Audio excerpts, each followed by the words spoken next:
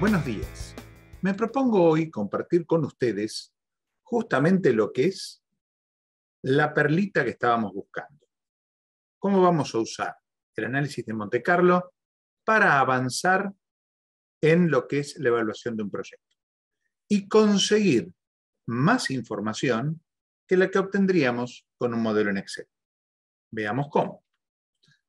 Vamos a primero dejar clarito cómo funciona un Monte Carlo. Para los que no están en el tema, que tengan esa información en la punta de los dedos. Después vamos a explicar cómo vamos a aplicar el Monte Carlo a lo que es la evaluación de proyectos. Luego vamos a discutir un poco cómo es el proceso de implementación de esto en R, aprovechando todo lo que venimos armando en los 3 videos anteriores. Y luego vamos a discutir los resultados. Primero, las distribuciones de probabilidad de los indicadores financieros. Y en segundo lugar, vamos a ver cómo, a partir de eso, hacemos una interpretación que sea comprensible para el que está del lado del inversor y que quizás ver una curva de una distribución de probabilidad no le dice nada. Bien, ese es el plan para hoy. Entonces, ¿qué hace Monte Carlo? Bueno, va a calcular un problema siguiendo un modelo que recorre lo que pasa por adentro del problema. O sea, si una pelota choca contra otra y contra otra y contra otra, bueno, va siguiendo cada choque. Y si hace falta, en cada choque, toma decisiones que pueden incluir elementos aleatorios, como por ejemplo, entre dos pelotas que chocan, el parámetro de impacto. Muy bien. Y entonces, ¿qué hace? Y bueno, aprovecha alguna función distribución de cada cosa que tiene que reponer con un dato aleatorio y va tirando números aleatorios de manera que se ajusten a esa función distribución que normalmente la medimos de manera empírica o quizás la conocemos de manera teórica. De las dos formas podemos trabajar. Muy bien. Entonces, claro, cada vez que resuelve el problema, como los números aleatorios que tiene cambian, los resultados cambian. Lo interesante es que si lo hacemos muchas veces, obtenemos muchos resultados. Y si miramos cómo están distribuidos esos resultados, aprendemos qué resultados son más probables y qué resultados son menos probables. Lo cual es muy interesante. Es exactamente lo que estábamos buscando para nuestro Monte Carlo. Muy bien. Entonces, vamos a ver cómo aplicamos esto a la evaluación de proyectos. Un proyecto es una cosa donde ponemos plata para obtener una ventaja después. Muy bien. ¿Cuál es el problema? Que para calcular cuándo y cuánto tenemos que asumir un montón de parámetros. Cuánto vamos a vender, cuánto vamos a gastar. En el proyecto que venimos usando como ejemplo de la pizzería, lo que nos encontramos es que, bueno, lo que va a pasar en la pizzería depende de cuánto se vendan las pizzas, cuánto se vende el café, cuánto se vende la cerveza, depende de cuánto se vende en general, depende del nivel de los costos, depende del nivel de los gastos. Caramba. Depende de un montón de cosas. Si les ponemos un valor, el más creíble, lo que llamamos el punto de trabajo, obtenemos un resultado. Y con eso tratamos de convencer al inversor. El inversor nos mira con mejor o peor cara, según nuestro modelo y nuestros parámetros sean más o menos creíbles, y con eso trata de adivinar el futuro. Pero tiene un punto, y el futuro no está escrito. Lo que vamos a tratar de hacer con el análisis de Monte Carlo es explorar a cualquier cambio, a cualquier combinación de cambios en los parámetros, ¿qué pasa con el resultado?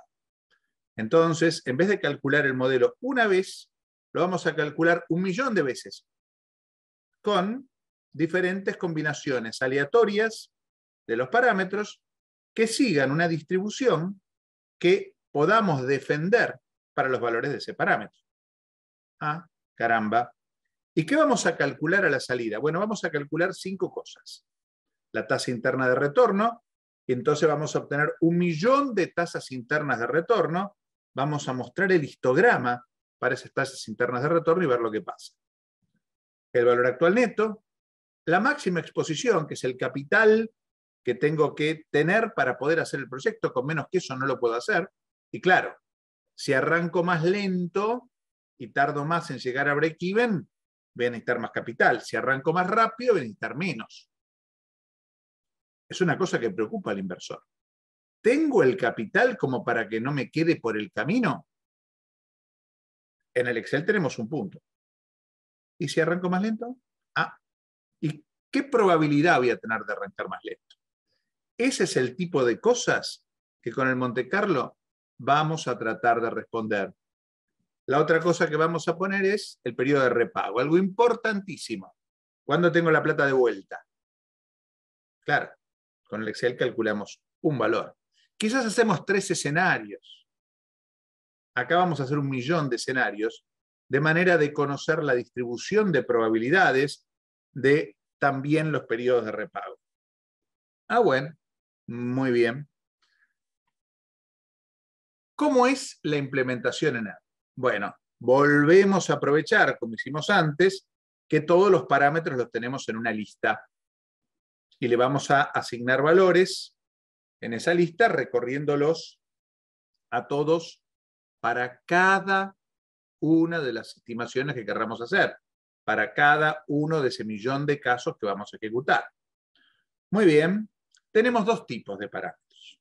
Los parámetros que eran los multiplicadores por la restricción, si se venía otra vez algún tipo de cierre, podía ser un cierre para el traslado de la gente cambiando de jurisdicción, ¿sí? O un cierre para la actividad nocturna. Bueno, las 2 cosas le pegan a nuestro negocio, porque se acuerdan, es una pizzería en la costa, pero le pegan distinto.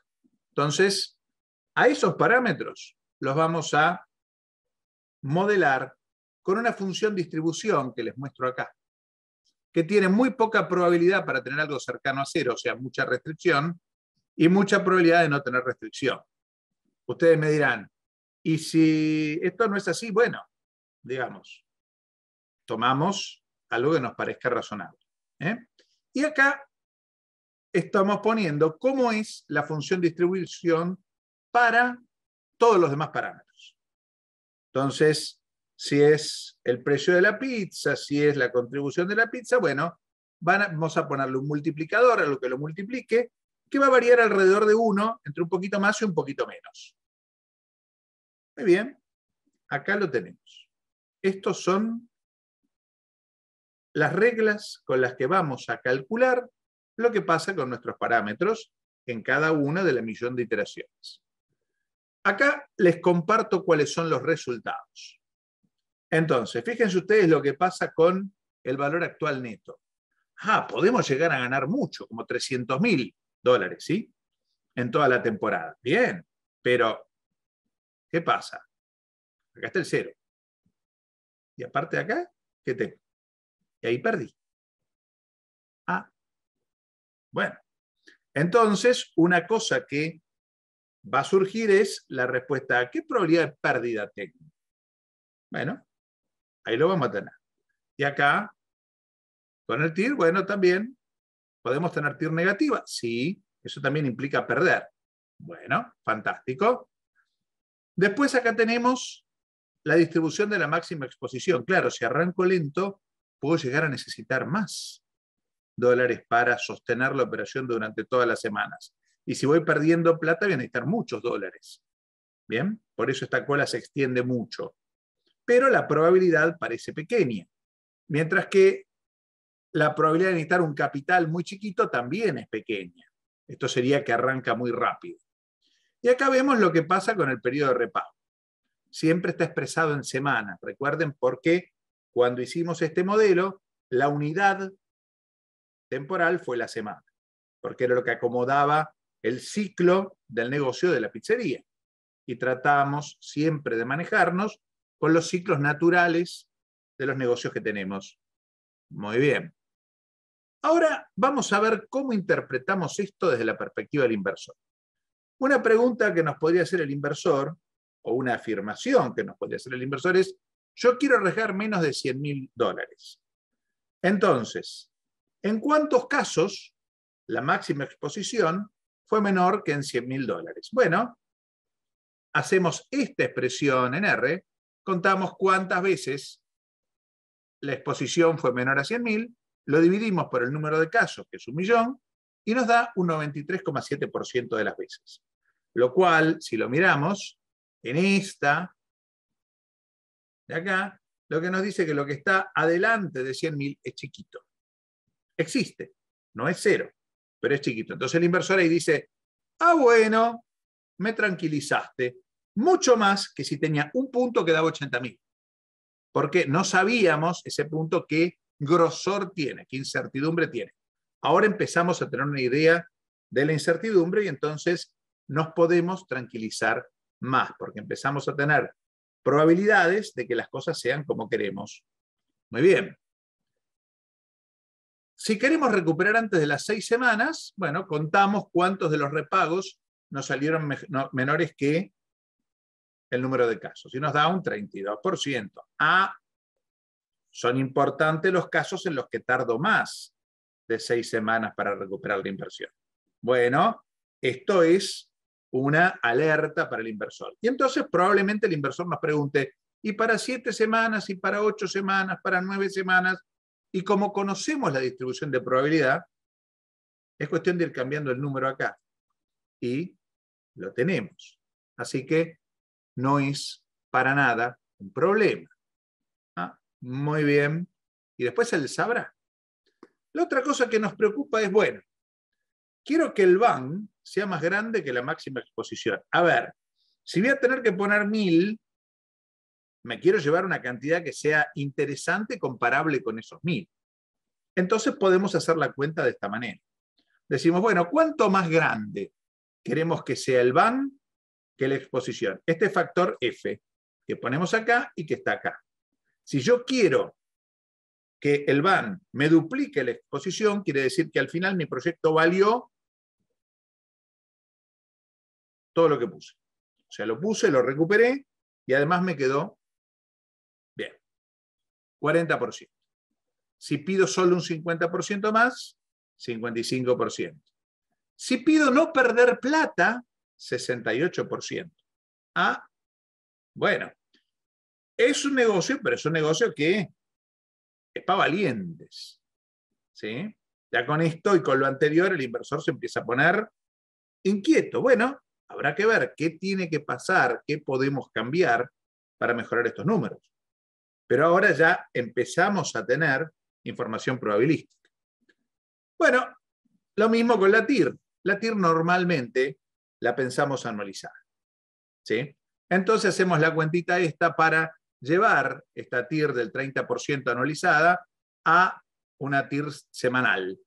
¿Sí? Nos da esto, 0,00506 aproximadamente. Nos fijamos y un 68% de los casos, o sea, prácticamente todos los que ganan plata consiguen esta TIR. Porque claro, el proyecto es muy cortito. Muy bien, dura una temporada. Fantástico. Pero en un proyecto más largo, esto puede ser terriblemente diferente y relevante. Muy bien.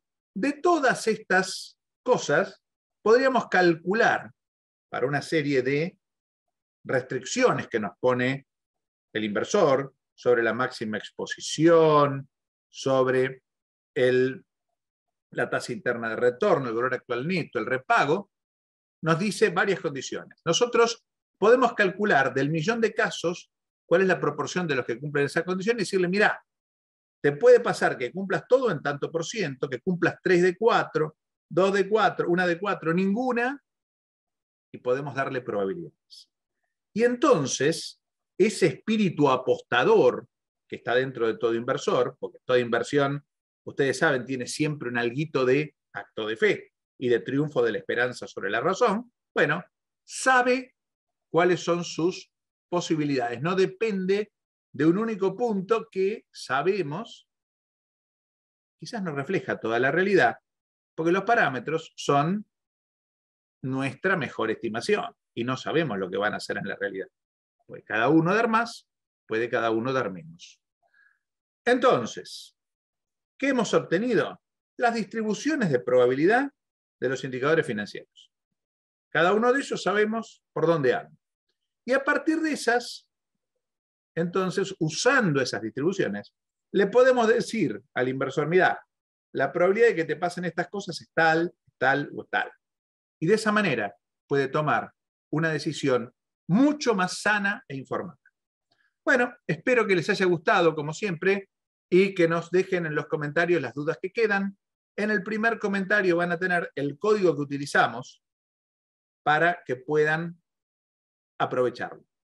Muchísimas, muchísimas gracias y que la pasen muy bien.